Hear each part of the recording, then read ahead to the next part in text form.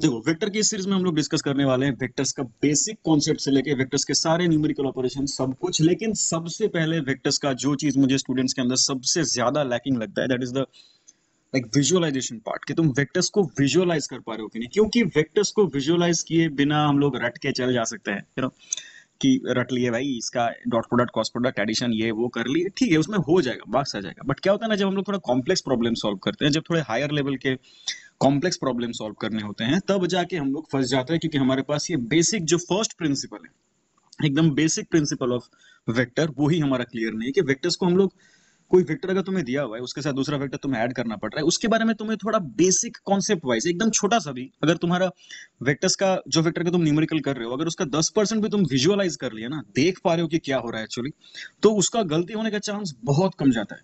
10% visualise करना तुम्हारे गलती को 90% कमा देगा, गलती करने के चांस को। इसीलिए इस वेक्टर के सीरीज का पहला लेक्चर इसके बारे में ही है कि वेक्टर्स को हम लोग रिप्रेजेंट कैसे करते हैं, ताकि हम लोग उसको बेटर विजुअलाइज कर पाए। वेक्टर रिप्रेजेंटेशंस को लेके बहुत सारे थ्योरीज बुक्स में दिए हुए हैं, एंड स्टिल बुक में हम लोग उतना इंटरेक्शन कर नहीं पाएंगे, बोल के ये वाला छोटा सा वीडियो है जहां पर मैं तुम लोगों को एक इस अप्रोच से दिखाने का कोशिश करूंगा कि वेक्टर्स को तुम थोड़ा सा बेटर समझोगे पहले के मुताबिक। I hope that. So let's get into it. तो सबसे पहला सवाल आएगा कि सर वेक्टर क्या है। ये हम लोग बचपन से सुनते आ रहे हैं, हम लोगों को बचपन से पता है बोलना गलत होगा, क्योंकि कोई एक चीज को बार बार सुन लेना मतलब पता हो जाना नहीं होता। हम लोग सुने हैं बहुत बार कि वेक्टर क्या है सर, ये क्वांटिटी है एक टाइप का। मतलब फिजिक्स में बेसिकली हम लोग क्वांटिटीज का ही पढ़ाई करते हैं। तो क्वांटिटीज हम लोग पढ़े हैं, दो तरह के होते हैं सर, एक तो होता है वेक्टर, एक होता है स्केलर। स्केलर मतलब कौन सा क्वांटिटी, जो जिस क्वांटिटी का सिर्फ वैल्यू रहता है, वैल्यू या फिर मैग्नीट्यूड बोल सकते हो तुम, जिस क्वांटिटी का सिर्फ वैल्यू या मैग्नीट्यूड रहता है और डायरेक्शन नहीं रहेगा।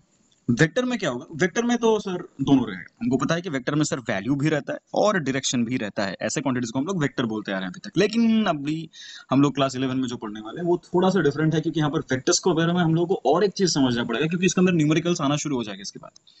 स्केलर क्वांटिटीज को हम लोग को पता है कि सर स्केलर मतलब 2 + 2 करेंगे तो 4 ही आएगा। वेक्टर में ऐसा नहीं है। तुम अगर वेक्टर में दो वेक्टर जिनका वैल्यू, डायरेक्शन नहीं बोल रहा हूं मैं अभी, बट जस्ट वैल्यू का एग्जांपल दिखा रहा हूं, तुम अगर दो वेक्टर जिनको 2 + 2 कर दो, इसका आंसर 0 से लेके 4 तक कुछ भी आ सकता है। पता है तुमको, इसका आंसर 0 से लेके 4 तक कुछ भी आ सकता है। मतलब इसका आंसर 1 भी हो सकता है। सो इस रेंज के अंदर रहेगा, हमको पता है, बट कुछ भी आ सकता है। तो ये हमको पहले समझना पड़ेगा कि वेक्टर सिर्फ उन सब क्वांटिटीज को हम लोग नहीं बोलने वाले हैं जहां पर डायरेक्शन रहेगा, but they also have to follow the algebra regarding vector. मतलब अभी तक हम लोग जो अलजेब्रा पढ़ते आए हैं, दैट वाज स्केलर अलजेब्रा, जहां पर बेसिक्स एडिशन सब्ट्रैक्शन हमको पता है, इनटू कैसे करना है, डिवाइड कैसे करना है, हमको पता है वो सब चीज। लेकिन ये वेक्टर का जो बात है ना, वेक्टर में एडिशन सब्ट्रैक्शन मल्टीप्लिकेशन डिवीजन ये सब टोटली डिफरेंट है। तुमने अभी तक जो जो एडिशन सब्ट्रैक्शन का रूल्स देखा है वेक्टर्स में, वो सब फॉलो नहीं होता, अलग अलग तरह से होता है ये। तो इसीलिए जब हम लोग वेक्टर पढ़ना शुरू करते हैं, तो सिर्फ वेक्टर हम लोग नहीं पढ़ते हैं, वेक्टर्स के साथ वेक्टर्स का अलजेब्रा भी पढ़ना जरूरी है। इसीलिए तुम अगर क्लास 11 में पढ़ते हुए ये वीडियो देख रहे हो, तुम्हारा एक चैप्टर फिजिक्स में है, that is motion in a plane. Motion in a plane का शुरुआत वाला पार्ट देखना, वेक्टर्स के बारे में है। उसके बाद प्लेन को लेके पढ़ाई हो रहा है, उसके बारे में उसके थ्योरीज हैं, उसके डेरिवेशंस हैं, उसके न्यूमेरिकल्स हैं। बट जहां पर भी तुम्हें वेक्टर्स के बारे में पढ़ाया जाएगा, नोटिस कर रहा हूं, वहां पर पहले तुम्हें वेक्टर्स का बेसिक आइडिया बोला गया, फिर देखना वेक्टर्स तुम्हें पढ़ाया जा रहा है इंक्लूडिंग द अलजेब्रा। तुम्हें वेक्टर्स का एडिशन सिखाया जाएगा, वेक्टर्स का, हालांकि वो फिजिक्स का पार्ट है, बट फिर भी तुम्हें न्यूमेरिकल्स का पार्ट सिखाया जाएगा पहले मैथ के टर्म्स में, कि वेक्टर्स का कैसे एडिशन होता है, वेक्टर्स का कैसे सब्ट्रैक्शन होता है। अदरवाइज तुम फिजिक्स में जहां जहां पर वेक्टर क्वांटिटी पढ़ने वाले हो, वहां पर नहीं कर पाओगे एडिशन। क्योंकि हम लोग जो अभी तक अलजेब्रा पढ़े हुए हैं, वो वेक्टर्स के लिए नहीं है। वो वेक्टर्स के लिए तुम्हें कोई ऑपरेशन में हेल्प नहीं करने वाला, ना एडिशन ना सब्ट्रैक्शन, कुछ में नहीं। इसीलिए वेक्टर्स पढ़ने से पहले हम लोग को वेक्टर का ऑपरेशन समझना पड़ेगा, जो कि स्केलर का अभी तक हम लोग जो पढ़ते हैं उनसे डिफरेंट है, और कैसे करना होता है वो प्रोसेस हमको सीखना होता है। लेकिन इन सबसे पहले हम लोग जो चीज को सबसे ज्यादा नजरअंदाज कर देते हैं, वो है वेक्टर्स का रिप्रेजेंटेशन। मुझे यहीं पर सबसे ज्यादा लैकिंग दिखता है बच्चों के अंदर कॉन्सेप्ट्स में, कि ये वाला टॉपिक क्लियर नहीं है किसी का, कि कैसे सर वेक्टर्स को विजुअलाइज कैसे करें। तो आते हैं पहले उस पार्ट में, representation of vectors. Representation of vector दो तरह से हम लोग फिलहाल नामकरण करके करते हैं ऐसा। बेसिक जो दो टाइप के तुम लोगों को वेक्टर्स का ऑपरेशन करना पड़ेगा, वो हम लोग अभी नाम से बुलाएंगे ऐसे, ताकि तुम लोगों को कंफ्यूजन ना हो। तो इसीलिए मैं ऐसे लेबल करके दोनों को अलग अलग कराऊंगा। सारे इस सीरीज में जितने भी हम लोग ऑपरेशन सीखेंगे, जितने भी थ्योरी सीखेंगे, जितने भी कॉन्सेप्ट्स पढ़ेंगे इसके बारे में, सब जगह पर मैं दोनों को अलग अलग दिखा दूंगा कि ग्राफिकल मेथड में भैया ये होता है, एनालिटिकल मेथड में ये होता है, इसका प्रोसेस ये है, इसका प्रोसेस ये है, इसमें हम लोग ऐसे दिखाते हैं, इसमें हम लोग ऐसे दिखाते हैं। सारे लोग डिफरेंसेस कर लेंगे ताकि तुम लोग के अंदर जितने भी कंफ्यूजन है वो क्लियर हो जाए by this two names. Graphical method में हम लोग कैसे रिप्रेजेंट करते हैं, एनालिटिकल मेथड में कैसे करते हैं, देखेंगे आज इस वीडियो में। इस वीडियो के का मेन आइडिया यही है, as you have seen in the thumbnail, कि वेक्टर्स को रिप्रेजेंट कैसे करना है। तो ग्राफिकल मेथड में कैसे रिप्रेजेंट करेंगे पहले हम लोग ये देख लेते हैं, फिर आएंगे एनालिटिकल मेथड में। एकदम आराम से देखो और जो भी डाउट है हमें कमेंट पे बताओ ताकि हम लोग उसको लेकर फर्दर अपकमिंग वीडियोस में और डिस्कस कर पाए। आई होप ये वीडियो तुम्हारे प्रिपरेशन में थोड़ा हेल्प करने वाला है। तो पहले ग्राफिकल मेथड में हम लोग डिस्कस करेंगे, ग्राफिकल मेथड में हमें कैसे रिप्रेजेंट करना होता है। ग्राफिकल मेथड में सबसे पहले तो देखो, डायरेक्शंस को आइडेंटिफाई करने के लिए हम लोग यहाँ पर एक 2D स्पेस में सोचते हैं। पहला बात तो ये समझो कि तो पहला डिफरेंस बिटवीन ग्राफिकल मेथड का अंडरस्टैंडिंग एंड एनालिटिकल मेथड का अंडरस्टैंडिंग, कि हम लोग ग्राफिकल मेथड में मेनली मेजरली एक 2D स्पेस में या 2D प्लेन में बोलना बेटर होगा, 2D प्लेन में वेक्टर्स को देखने का कोशिश करते हैं, उसको रिप्रेजेंट करने का कोशिश करते हैं। धीरे धीरे क्लियर होगा ये बात। एनालिटिकल मेथड में हम लोग 3D में देखते हैं। 2D में भी देखना पॉसिबल है, इसमें बस एक स्पेस हमको एक एक्सिस हमको रिमूव करना होता है, बट मेजरली हम लोग 3D में ही स्टडी करते हैं इसमें मेजरली। ग्राफिकल में 2D में प्लेन में कैसे हम लोग रिप्रेजेंट करते हैं, तो एकदम स्टेप बाय स्टेप शुरू करते हैं सबसे इजीएस्ट स्टेप से। सबसे पहले हम लोग ग्राफिकल मेथड में डायरेक्शंस को फिक्स करते हैं। डायरेक्शंस हमारे पास जो 4 डायरेक्शन हमेशा पता होता है, जनरली थंब रूल के मुताबिक हम लोग क्या पकड़ते हैं सर, ये अपवर्ड डायरेक्शन को हम लोग नॉर्थ पकड़ते हैं, इधर साउथ, इस डायरेक्शन में राइट में ईस्ट पकड़ते हैं, और लेफ्ट में वेस्ट। ये जो डायरेक्शन का थंब रूल है बेसिक से, हम लोग इसको ग्राफिकल मेथड में फॉलो करते हैं। ग्राफिकल मेथड में हमारा पहला स्टेप ये होता है कि हम लोग नॉर्थ साउथ ईस्ट वेस्ट को फिक्स रखते हैं, एक नंबर। और हम लोग क्या रहे हैं, वेक्टर्स को रिप्रेजेंट कर रहे हैं ना, कि यहाँ पर हम लोग जब भी कोई वेक्टर को शो कराएंगे, जब भी कोई वेक्टर को हम लोग ग्राफिकल मेथड में शो कराएंगे, हम लोग को 2 चीज बोलना होता है। क्या सर? एक तो होता है उसका वैल्यू, एक होता है उसका डायरेक्शन। बार बार बोल रहे हैं, वैल्यू और डायरेक्शन को हम लोग को डिस्टिंक्टिवली शो करना होता है ग्राफिकल मेथड के अंदर। फॉर एग्जांपल मैं तुमको बोल रहा हूँ, तुम्हारे पास एक फोर्स है, फोर्स एक वेक्टर होता है, फोर्स है सपोज बोल रहा हूं मैं 5 न्यूटन का, जो काम कर रहा है ईस्ट डायरेक्शन में, ईस्ट डायरेक्शन में काम कर रहा है। तो हमारे पास दोनों ही चीज है, हमारे पास जो वैल्यू है वो भी मिल गया अपन को, और हमें डायरेक्शन भी मिल गया। तो इसको हम लोग ग्राफिकल मेथड में कैसे प्लॉट करेंगे, ग्राफ जैसे प्लॉट होता है, सिंपली वैसे। ईस्ट मतलब कौन सा डायरेक्शन सर? ईस्ट मतलब राइट साइड में। तो राइट साइड में मैं 5 न्यूटन का एक एरो बना दूंगा। लेकिन यहां पर और एक बात है कि डायरेक्शन को तो हम लोग ऐसे नॉर्थ ये वाला चीज से दिखा देंगे, नॉर्थ साउथ ईस्ट वेस्ट से दिखा देंगे। वैल्यू को कैसे दिखाएंगे? वैल्यू को भी हम लोग यहाँ पर दिखाते हैं, टेक्निकली स्केल में दिखाते हैं। तो तुम कर सकते हो कि सर मैं पकड़ रहा हूं कि मैं जिस ग्राफ में इसको प्लॉट करूंगा, मैं ग्राफ में पकड़ रहा हूं कि 1 सेंटीमीटर इक्वल्स टू 1 न्यूटन है। समझो, 1 सेंटीमीटर इक्वल्स टू 1 न्यूटन में दिखा रहा हूं। तुम कुछ अलग स्केल भी यूज कर सकते हो, मैं ये स्केल को एग्जाम्पल ले रहा हूं। फिर तुम ग्राफ प्लॉट किए, ग्राफ प्लॉटिंग में तुमने दिखाया कि सर यहाँ पर ऐसा एक मैंने प्लॉटिंग किया, इधर नॉर्थ है, इधर साउथ है, इधर ईस्ट, इधर वेस्ट।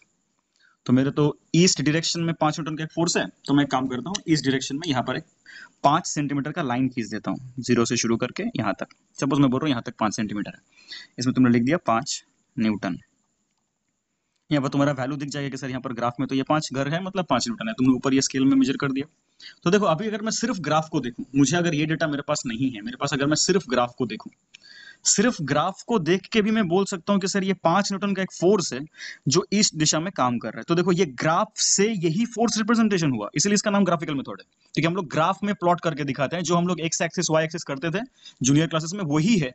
बस तुमको नाम देखना पड़ेगा कि नॉर्थ ईस्ट साउथ वेस्ट ऐसे लिखना है, बस, और कुछ नहीं। इतना सिंपल सा बात है। लेकिन तुम्हें यहां पर बोल देना है कि बार बार समझो क्या बोल रहा हूं मैं, तुम्हें वैल्यू को ना प्लॉट करना पड़ेगा ग्राफ में।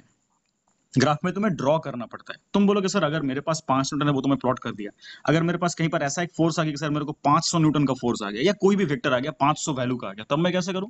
तुम उसको भी लिख दो कि सर यहाँ पर ग्राफ में 1 सेंटीमीटर मतलब 100 न्यूटन है, तभी स्केल चेंज होगा, तभी देखो ग्राफ ऐसा ही होगा। सिर्फ इसके ऊपर 500 लिख देना है, क्योंकि 1 सेंटीमीटर यहाँ पर 100 न्यूटन को रिप्रेजेंट कर रहा है, एक ही बात है। तुम उसको छोटा स्केल में जूम इन करके जूम आउट करके ड्रॉ कर सकते हो। इतना सिंपल सा बात है, तुमको इस तरह से प्लॉट करना है।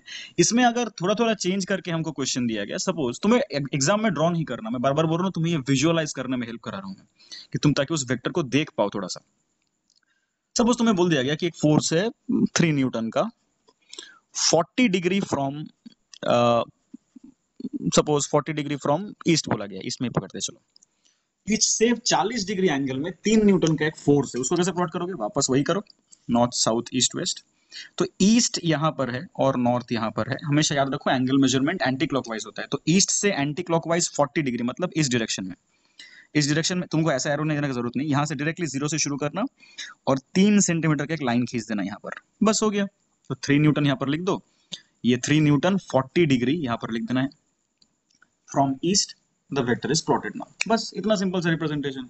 ऐसे हम लोग सिंपल सिंपल वे से इसको रिप्रेजेंट करते हैं ग्राफिकल मेथड में। देखो इसका नाम ही इंडिकेट कर रहे हैं हमें ग्राफ में कैसे प्लॉट करना है। तो यहाँ पर ग्राफिकल मेथड में एक वेक्टर को प्लॉट करने के लिए तुम्हें क्या चाहिए, एकदम एकदम बेसिक सेंस में सोच के देखो, एकदम सिंपलेस्ट फॉर्म में, कोई न्यूमेरिकल का बात नहीं, तुम एकदम सिंपल टर्म में सोच के देखो ग्राफिकल मेथड में हमें एक वेक्टर को प्लॉट करने के लिए क्या क्या चाहिए, कि ये लाइन कितना लंबा होगा और कितना डिग्री में होगा, बस ये दो चीज तुम्हें चाहिए। ये लाइन कितना लंबा होगा और कितना डिग्री में होगा। अभी ये डिग्री किसी के साथ भी हो सकता है, ये नॉर्थ के साथ हो सकता है, ये ईस्ट के साथ हो सकता है, ये साउथ के साथ हो सकता है, ये वेस्ट के साथ हो सकता है, तुम्हें वो क्वेश्चन में बोला रहेगा। जैसे यहाँ पर बोला गया कि 40 degree from east, 30 degree from west भी हो सकता है, 60 डिग्री फ्रॉम द नॉर्थ भी हो सकता है, ऐसा बोला रहेगा क्वेश्चन में, गिवन टोटली गिवन रहेगा कि नॉर्थ से ईस्ट की तरफ 30 डिग्री में है, तो तुम्हें नॉर्थ से ईस्ट की तरफ 30 डिग्री इधर आना है और यहाँ पर एरो बना देना है।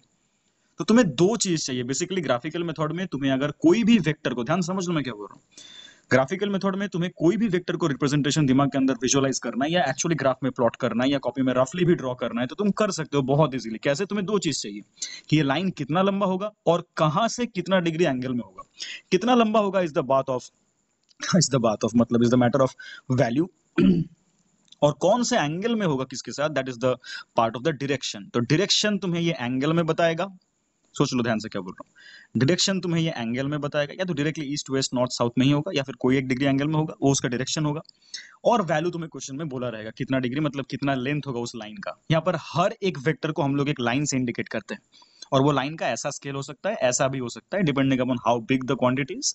हम लोग जूम इन जूम आउट करके स्केलिंग के मुताबिक उसको प्लॉट कर सकते हैं। ध्यान देने वाला बात यह है कि हम लोग यहाँ पर डायरेक्शन को कैसे लिख रहे हैं, डायरेक्शन को हम लोग एंगल के टर्म्स में यूज कर रहे हैं, समझ लो, डायरेक्शंस को हम लोग एंगल के टर्म में यूज कर रहे हैं। ये हो गया है ग्राफिकल मेथड का ओवरव्यू। इसके बारे में हम लोग फर्दर जब और न्यूमेरिकल्स करेंगे तब ये आइडिया और कॉन्क्रिटाइज होगा और तुम्हारे अंदर ये कॉन्सेप्ट और ज्यादा बिल्टअप होने लगेगा डीपली। बट अभी तक आई होप इस डिस्कशन में तुम्हें थोड़ा सा हेल्प हुआ कि हम लोग कैसे ग्राफिकल मेथड में एक वेक्टर्स को विजुअलाइज करते हैं। अभी आते हैं एनालिटिकल मेथड में। एनालिटिकल मेथड में क्योंकि हम लोग 3D में प्लॉट कर रहे हैं, 3D में प्लॉट करने के लिए हम लोग इसको कॉपी में ड्रॉ करके समझने से कोई फायदा होगा नहीं। So let's jump into simulation. Simulation में हम लोग इसको विजुअलाइज कर पाएंगे better, that is an interactive screen, और उस इंटरैक्टिव स्क्रीन का हम लोग लिंक डिस्क्रिप्शन में दे रहे हैं। तुम इसको खुद से भी खेल के देख सकते हो इसके साथ, या खेल के देख सकते हो, तो तुम्हारा अंडरस्टैंडिंग और बेटर होगा। हमारे पास मेजॉरिटी ऑफ द टाइम जो हायर लेवल के न्यूमेरिकल्स आते हैं वो एनालिटिकल मेथड में ही आते हैं, मेजॉरिटी ऑफ द टाइम्स। कुछ कुछ जगह पर हमें ग्राफिकल मेथड का न्यूमेरिकल मिलता है, but most of the time हमें एनालिटिकल मेथड में ही न्यूमेरिकल्स करने होते हैं। सो इसको ध्यान से समझो। आई होप ये समझ में आ गया। हम लोग लास्ट में और एक समराइज वर्जन में डिस्कस करेंगे इसको। अभी आते हैं एनालिटिकल मेथड में इनटू द सिमुलेशन।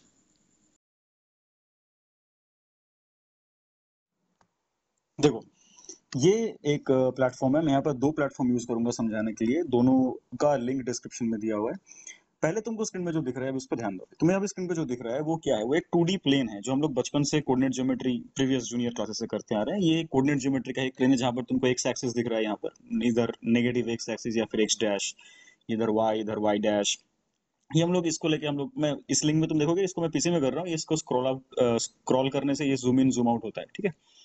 तो अभी इसमें देखो ये 2D अभी प्लेन तुमको दिख रहा है, ये 2D प्लेन के हिसाब से ही हम लोगों ने ग्राफिकल मेथड को समझा। इधर नॉर्थ, इधर साउथ, ईस्ट, वेस्ट हम लोगों ने देखा। आई होप तुम्हें मेरा कर्सर स्क्रीन में कर्सर दिख रहा है।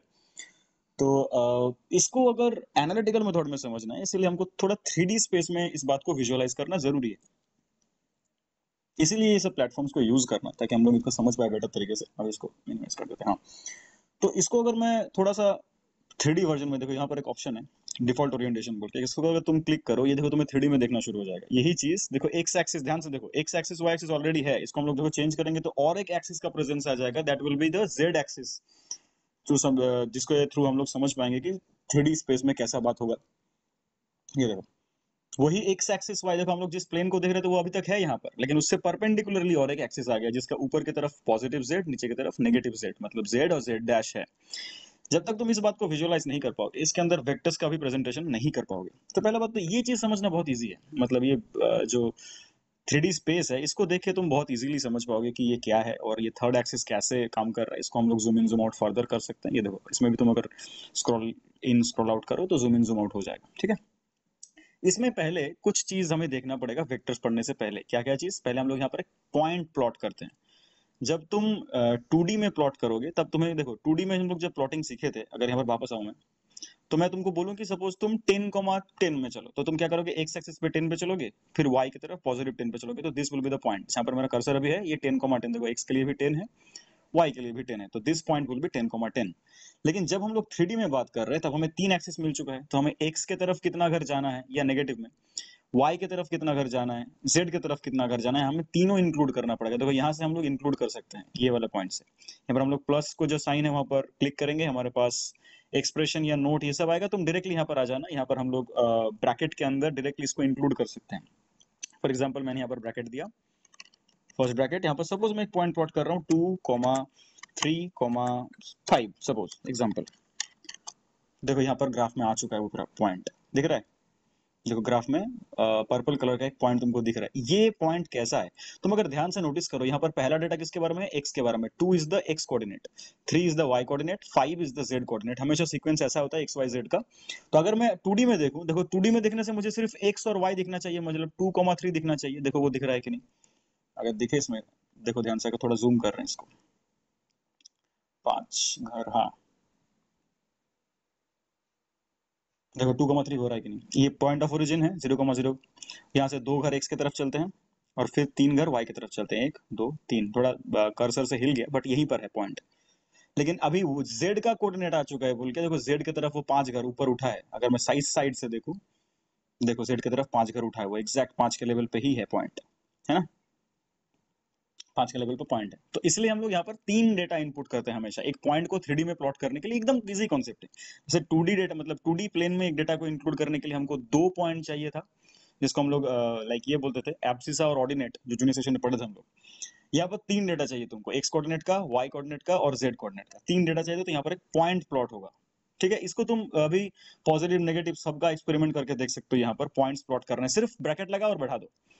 ठीक है, इसको हम लोग ये सॉफ्टवेयर का भी लिंक, इस लाइक प्लेटफॉर्म का भी लिंक मैं डिस्क्रिप्शन में दे दिया।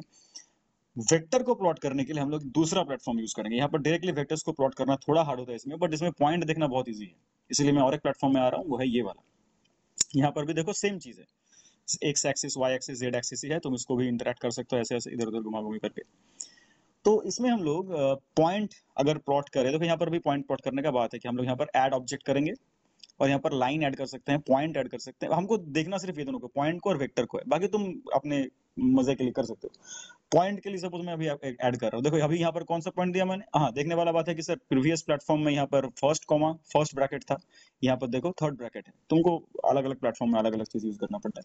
तो यहाँ पर 0,0,0 देखो मैंने पॉइंट लिखा और मतलब अपने आप आया, और देखो यहाँ पर हाईलाइट भी हो गया, वो जो पॉइंट ऑफ ओरिजिन है वहां पर देखो ब्लू डॉट आ गया है। मैं अगर यहाँ पर और एक ऐड ऑब्जेक्ट करूँ, सपोज मैं और एक पॉइंट को ऐड कर रहा हूँ जिसका कोऑर्डिनेट मैं अपने मुताबिक दे रहा हूँ, चलो दे रहा हूँ कि 2,3,5, वही वाला पॉइंट लेते हैं। देखो यहाँ पर और एक पॉइंट आ गया 2,3,5, जो पॉइंट ऑफ ओरिजिन से कितना ऊपर है या कितना साइड में है, मतलब एक्स एक्सिस में कितना घर है।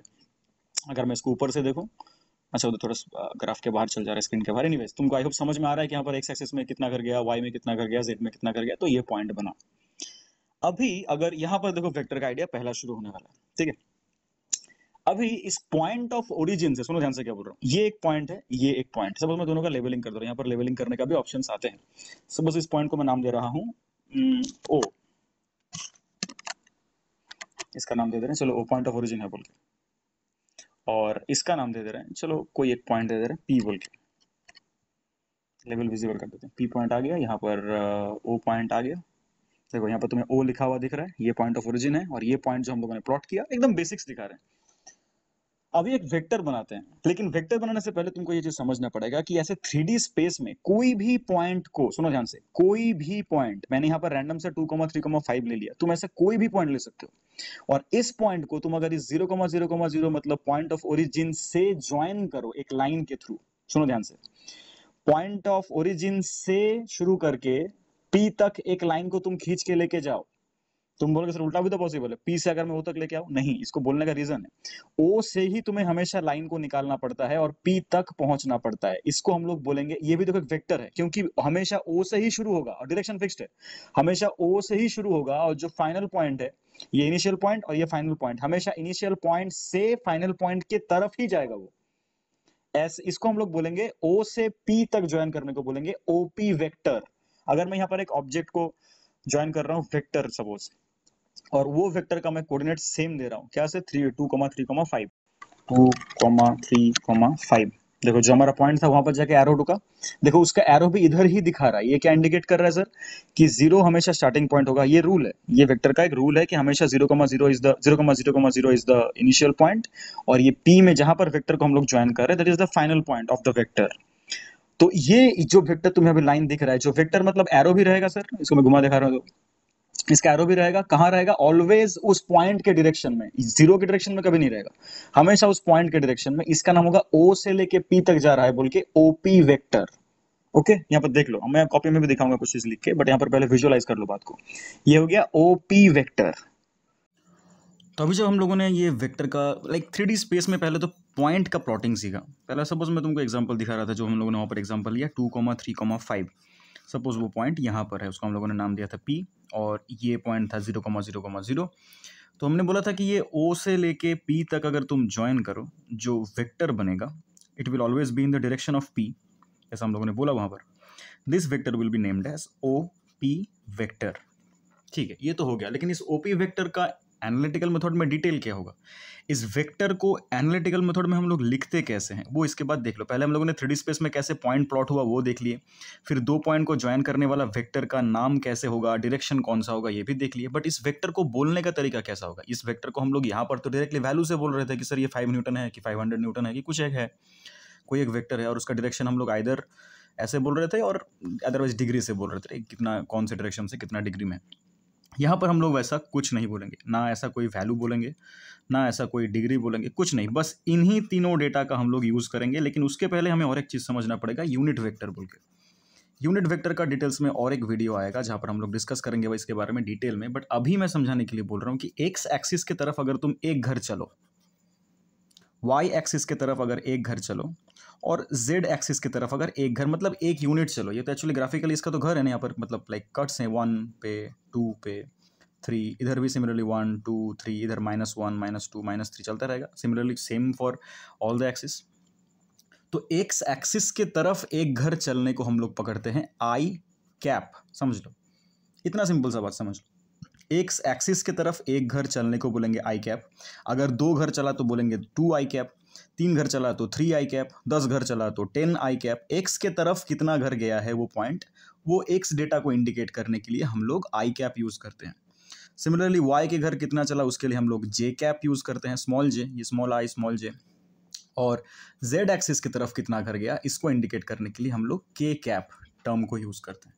तो जैसा हम लोगों ने यहाँ पर देखो एक ब्रैकेट के अंदर लिख के 3 डेटा को ही इनडायरेक्टली बोला, हमको पता है सीक्वेंस वाइज पहला वाला डेटा एक्स घर का है, सेकंड वाला वाई का है मतलब वाई एक्सिस का है, और तीसरा वाला जेड एक्सिस का है। लेकिन इसको जब हम लोग वेक्टर फॉर्म में लिखेंगे तब हम लोग ऐसे ना लिख के इसी चीज को लिखेंगे कि सर 2,3,5 जो पॉइंट है, अगर मैं इसको 0,0,0 से ज्वाइन करूं तो जो वेक्टर बनेगा उस वेक्टर का एनालिटिकल मेथड में फॉर्मेशन होगा ऐसे।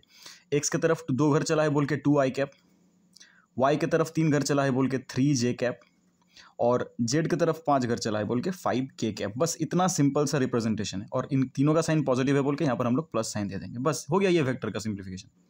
मतलब वेक्टर को हम लोग एनालिटिकल मेथड में ऐसे आई कैप जे कैप के कैप से इंडिकेट करते हैं। अगर अभी आई कैप जे कैप के कैप का आइडिया बहुत क्लैरिटी नहीं मिल रहा है कोई बात नहीं, बस इतना याद रखो, जहां पर आई कैप है वो एक्स कोऑर्डिनेट को इंडिकेट कर रहा है, जहां पर जे कैप है वो वाई कोऑर्डिनेट को इंडिकेट कर रहा है, और जहां पर के कैप है वो जेड कोऑर्डिनेट को इंडिकेट कर रहा है। इतना सिंपल सा बात है। तो तुम्हें अगर कोई पॉइंट मैंने यहाँ पर बोल दिया कि चलो एक पॉइंट बोल देते हैं ऐसा कुछ -4, -2, 3, सपोज यहाँ पर कहीं पर वो पॉइंट है, क्यू नाम सपोज पॉइंट का है क्यू। तो हम लोग ओ से क्यू को अगर ज्वाइन करें, जो वेक्टर बनेगा उस वेक्टर का नाम क्या होगा, ओ क्यू वेक्टर। तो ओ क्यू वेक्टर को अगर हम लोग ऐसे लिखे, ओ से शुरू करके क्यू तरफ है बोल के हम लोग ऐसे लिखते हैं ओ क्यू वेक्टर। तो इसको लिखेंगे हम लोग क्या कि कौन से पॉइंट को ज्वाइन कर रहे हैं। देखो एक्स कोऑर्डिनेट क्या है -4, तो एक्स कोऑर्डिनेट के लिए उसके साथ हम लोग क्या लगा देंगे आई कैप। -2 है वाई कोऑर्डिनेट, तो मतलब इसके साथ लग जाएगा जे कैप, और 3 है +3 है जेड कोऑर्डिनेट, तो उसके साथ लग जाएगा के कैप। बस ये हो गया ओक्यू वेक्टर का आइडेंटिटी, मतलब हाँ आइडेंटिटी बोलना ही सही होगा, identity in terms of analytical method. बस इतना सिंपल सा बात है, इतना सा ही करना है तुमको, बस कोऑर्डिनेट देख के आई कैप जे कैप के कैप पुट कर देना, और कुछ नहीं, इतना सिंपल सा बात है। तो हम लोग इसका रिवर्स भी कॉन्सेप्चुअलाइज थोड़ा सोच सकते हैं। ये बात थोड़ा सा तुम्हें खुद से सोचना पड़ेगा, क्योंकि यहाँ पर ये आइडिया थोड़ा सा ऐसा है कि तुम अगर इसको देखने के बाद कोई एक वेक्टर को देख रहे हो तो तुम्हें सोचना पड़ेगा सर ये वेक्टर मतलब ऐसा है पक्का। अगर एग्जाम्पल तुम्हें मैं दिखाऊं कुछ वेक्टर्स का बात, ये एक वेक्टर है O A vector 2i cap +4 j cap -7 k cap, तो तुम्हें इंस्टेंटली ये दिमाग में क्लिक होना चाहिए कि सर पक्का इसने 0,0,0 के साथ, हमेशा 0,0,0 से ही हम लोग काउंट करना शुरू करेंगे, 0,0,0 से एक ऐसे पॉइंट को ज्वाइन किया होगा जिसका नाम a है, क्योंकि इसका नाम o होगा, और इस a का कोऑर्डिनेट पक्का हम लोग यहाँ से कैलकुलेट कर सकते हैं, देख के ही बोल सकते हैं कि सर इसका कोऑर्डिनेट क्या होना चाहिए 3D में 2, 4, -7। तो अभी तुम इस बात को आइडेंटिफाई कर पाओगे कि सर x की तरफ 2 घर गया है, y की तरफ 4 घर गया है, और z की तरफ -7 घर गया है। तो जिस पॉइंट को रीच करेंगे 3D स्पेस में, जो हम लोगों ने देखा सिमुलेशन में, उस जगह पर अगर पहुंचे और उसको हम लोग 0,0,0 से ज्वाइन कर दे और उधर एरो लगा दे, तो जो वेक्टर बनेगा that vector will B this one. बस इतना सिंपल सा बात है। अभी इसके रिगार्डिंग हम लोग कैसे कन्वर्ट करके, क्या सर हम लोग इसको ऐसे नहीं कर सकते कि इसको हम लोग ग्राफिकल मेथड में लिख सकते हैं क्या, कि कौन से एक्सिस का कितना, हाँ कर सकते हैं, ऑफ कोर्स कर सकते हैं, बट उसको हम लोग देखेंगे अलग एक वीडियो में। बट ये वीडियो किस टॉपिक के बारे में डिस्कशन था अभी तक, कि हम लोग वेक्टर्स को जो 2 स्पेसिफिक फॉर्मेट में देखते हैं वो कौन कौन है। हम लोग देखे 2 तरीका, एक था ग्राफिकल, एक था एनालिटिकल मेथड। ग्राफिकल मेथड में हम लोगों ने डिस्कस किया कि मेजरली हमें 2D में प्लॉट करना होता है। सिंपल तरीका से हम लोग 2 चीज़ को प्लॉट करेंगे, एक होगा वैल्यू, होगा डायरेक्शन। वैल्यू को हम लोग डायरेक्टली स्केल से मेजर करके ड्रॉ कर देते हैं। अगर छोटा कोई क्वांटिटी हो हम लोग उसको ही 1 centimetre equals to 1 newton, suppose हम लोग को 5 न्यूटन प्लॉट करना है, तो हम लोग यहाँ पर 5 सेंटीमीटर लाइन खींच देंगे, बोल देंगे कि 1 सेंटीमीटर इंडिकेट करता है 1 न्यूटन। सिंपल सा बात है। अगर बड़ा हुआ तो थोड़ा जूम आउट कर लेंगे चीज़ को, स्केल को चेंज कर देंगे कि 1 सेंटीमीटर सर यहाँ पर 100 न्यूटन इंडिकेट कर रहा है। ऐसा कोई भी वेक्टर हो सकता है, कोई भी वेक्टर। तो और जैसा एंगल हमें दिया रहेगा वो एंगल के मुताबिक या डायरेक्शन के मुताबिक प्लॉट कर देंगे तो ग्राफ बन जाएगा, इसीलिए इसका नाम ग्राफिकल मेथड है। On the other hand analytical method में हमें 3D स्पेस देखना पड़ा, पहले वहाँ पर पॉइंट का प्लॉटिंग देखना पड़ा, क्योंकि हम लोग जेड एक्सिस को लेकर बहुत ज़्यादा यूज टू नहीं है। इसके प्रीवियस क्लासेस में क्लास 10 तक हम लोग सिर्फ XY को लेकर पढ़े हैं, तो पहले हम लोगों ने सिमुलेशन से वो समझा कि जेड एक्सिस को कैसे विजुअलाइज करना हो, और फिर एक पॉइंट को प्लॉट करना है। फिर वेक्टर हमेशा कौन से पॉइंट से कौन से पॉइंट में इंडिकेट होगा मेजॉरिटी केसेस में, और उस वेक्टर को देख के हम लोग उस पॉइंट का सेंस कैसे बना पाए, उस पॉइंट के सेंस को बना के कैसे उस वेक्टर को एक्चुअली 3D स्पेस में विजुअलाइज कर पाए, ये जानना बहुत जरूरी है। अगर ये दोनों चीज तुम समझ गए कि इसको हम लोग अलग तरह से रिप्रेजेंट कर रहे हैं, इसको अलग तरह से रिप्रेजेंट कर रहे हैं, बट दोनों ही वेक्टर है। एक में हम लोग डायरेक्टली देखो प्रॉपर हमको दिख रहा है कि कितना वैल्यू है और कितना डायरेक्शन में है। यहाँ पर हमको ना तो क्लियरली वैल्यू दिख रहा है, ना एंगल दिख रहा है, कौन से एक्सिस का कितना एंगल कर रहा है, बट हमें एक सेंस बन रहा है, हाँ सर ये पॉइंट इस जगह पर होगा, तो ऐसे ज्वाइन करने से जो वेक्टर दिखेगा वो बन रहा है। यहाँ पर हमें डायरेक्टली वैल्यू और डायरेक्शन दिख रहा है, यहाँ पर दिख नहीं रहा है, बट यहाँ पर भी एक अंडरस्टैंडिंग है जो कि इंपॉर्टेंट है विजुअलाइज करने के लिए। मैक्सिमम मैथ हमें इससे ही करना है, इसका भी वैल्यू आएगा, कैलकुलेट करना पड़ता है 2-3 लाइन। इसका भी डायरेक्शन हम लोग x के साथ निकाल सकते हैं, y के साथ निकाल सकते हैं, z के साथ निकाल सकते हैं, जैसे ऐसे डिग्री किया हुआ है ना, यहाँ पर भी निकालना पॉसिबल है। बट पहले इसको विजुअलाइज करना सीखो, इसका वैल्यू कैसे निकालेंगे, मतलब इसका मैग्नीट्यूड क्या होगा इस वेक्टर का या इस वेक्टर का, या इनका डायरेक्शन कैसा होगा एक्सिस के साथ, कितना डिग्री में रहेगा, वो भी हम लोग कैलकुलेट करेंगे अपकमिंग वीडियोज में। बट पहले इस वीडियो का मेन पर्पस यही है कि हम लोग बात को विजुअलाइज करना सीखें, अदरवाइज हम लोग न्यूमेरिकल्स में अटक न जाए, इसीलिए इस वीडियो को करना। आई होप तुम्हारे इसमें कुछ डाउट्स क्लियर होंगे। फर्दर हमारे अपकमिंग जो वीडियोस होने वाले हैं इस वेक्टर की सीरीज़ में, आई होप तुम्हें वो ज़्यादा हेल्प करने वाले हैं, और अपकमिंग तुम्हारे प्रिपरेशंस को लेके जो भी डाउट होगा हमें कमेंट पे बताओ। हम लोग अपकमिंग वीडियोस में उनको और बड़ा करके और सिमुलेशंस के साथ और डिजिटल टूल्स के साथ AI को यूज़ करते हुए हम लोग उसको सॉल्व करने का कोशिश करेंगे, डिस्क्राइब करने का कोशिश करेंगे तुम्हारे डाउट को क्लियर करने के लिए। ये वीडियो यहीं तक। जय श्री राम मित्रों, हर हर महादेव।